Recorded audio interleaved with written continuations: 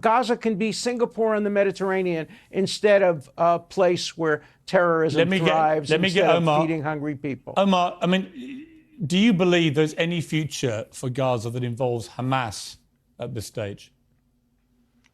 I think that's unavoidable. I mean, honestly, just the onslaught of untruths from Alan Dershowitz. I mean, the only person who has less regard for truth than Donald Trump is perhaps Dershowitz, and it's hard to know where to begin to respond to all of this. Let me just say, let me just say, yeah, well, I'm willing to back it up with actual facts. So here we go. Well, first of all, on the question of Palestinian human shields, what did I say here we that are. was wrong?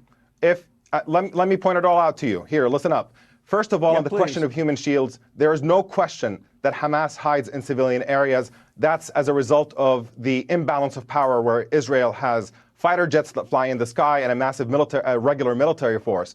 But the issue of human shields, the definition of human shields is holding civilians against their will and putting them in front of you in combat to deter enemy fire. And the only party in this conflict that has ever done that, documented by major human rights organizations and a matter of fact, is actually the Israeli military using Palestinian civilians, including children, as human shields. That was a matter of policy from 2000 until 2005. The Israeli Supreme Court said that has to come to an end in 2005. The Israeli military protested that decision because it is very useful for them to continue using Palestinian civilians as human shields. And even though the Israeli Supreme Court banned it, the Israeli military continues to use it to this day. There have been numerous occasions documented by Human Rights Watch, by Amnesty International, and other organizations. And it tells you what this lie is ultimately about.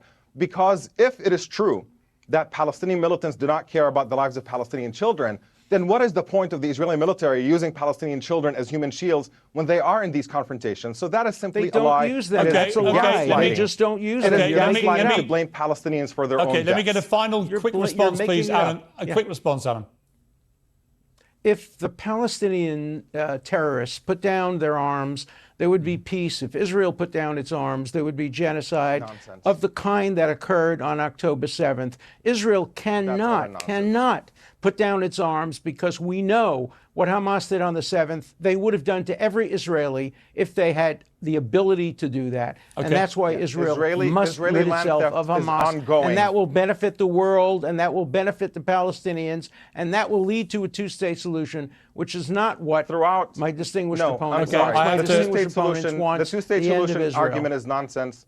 Throughout the entire so-called peace process, when Israel was pretending to be engaged in a peace process, support for Palestinian violence simply disappeared. And in spite of that, Israeli land theft continued unabated, building more and more settlements throughout the entirety of the West Bank. Gentlemen, so this is another time. I'm sorry. No, that is leading up to the Intifada. Occurred right after the offer of a two-state solution. Gentlemen, I have to leave it there. Israel has no interest in allowing Palestinians to be free or establish a state. We've run out of time. I appreciate you both joining me.